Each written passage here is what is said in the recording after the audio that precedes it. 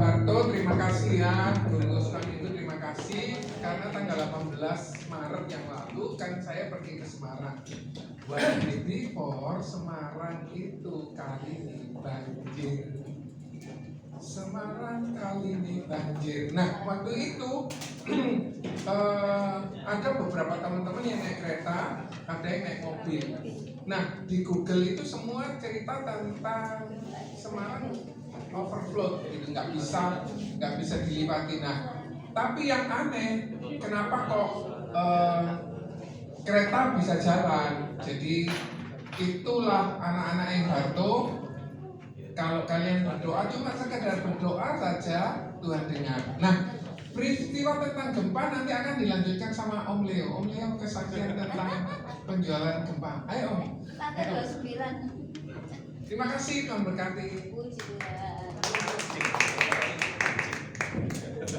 Itu pembukaan kata ya. Puji Tuhan. Ya, mau meneruskan kesaksiannya Om Joni ya. Pada peristiwa yang terjadi di Surabaya kemarin ya, itu yang gempa yang kita alami ya. Kejadian pertama itu, gempa pertama itu sekitar jam 12 siang itu beliau posisinya di toilet ya, sedang di kamar mandi.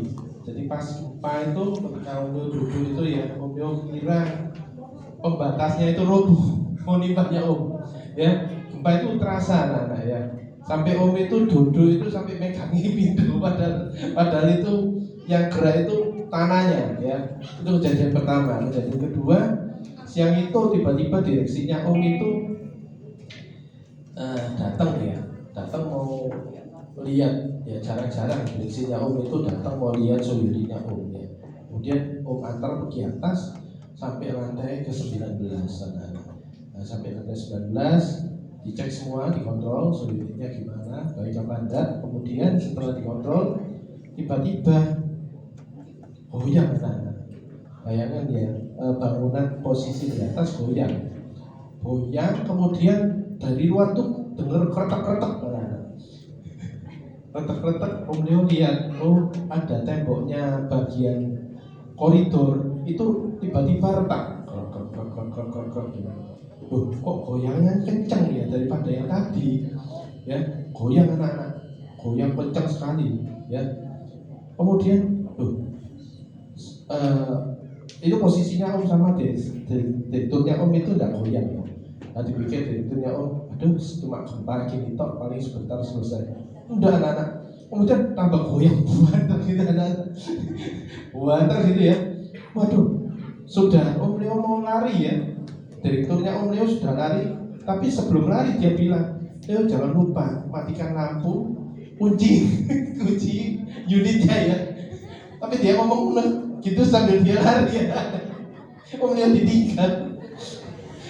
Ya luar biasa ya. Di saat marah bahaya, tetap direkturnya Om masih ingat unitnya Om supaya tidak dikunci ya, supaya tidak kehilangan barangnya ya. Akhirnya Om Leo cepat matikan anak-anak, AC-nya tetap nyala, tak kunci ya, keluar ya, lari itu lumayan anak-anak ya, karena turunnya lewat tangga ya. Di situ Om Leo waktu turun, Om Leo juga melihat kalau ada peristiwa gempa itu yang kasihan orang tua ya, orang tuanya juga turun, ada juga yang sakit ya, digendong sama suaminya turun lewat tangga juga ya. Puji Tuhan Om Leo sama direkturnya Om yang sudah turun di bawah itu sampai bawah ya. Kemudian yang kasihan lagi yang tinggal di lantai 36 itu lumayan tinggi ya, tapi puji Tuhan semuanya sampai turun bawah ya. Dari situ tidak ada kejadian apa-apa. Kemudian sampai di bawah pun ada penghuni juga, waduh minta tolong ke Om, waduh Pak Leo kompornya belum lupa dimatikan ya. Itu semua soalnya pas gempa itu liftnya semua tidak boleh naik lift anak-anak ya. Ingat ya, kalau gempa tidak boleh naik lift, harus turun lewat tangga darurat. Sebab apa? Kalau gempa, kalau goncangannya keras, bisa langsung liftnya itu berhenti di satu tempat aja Nah itu yang berbahaya. Nah akhirnya singkat cerita, puji Tuhan, Tuhan tolong semuanya, baik Om Leo sama penghuninya semua, Tuhan tolong semua. Ya kita juga berdoa supaya kejadiannya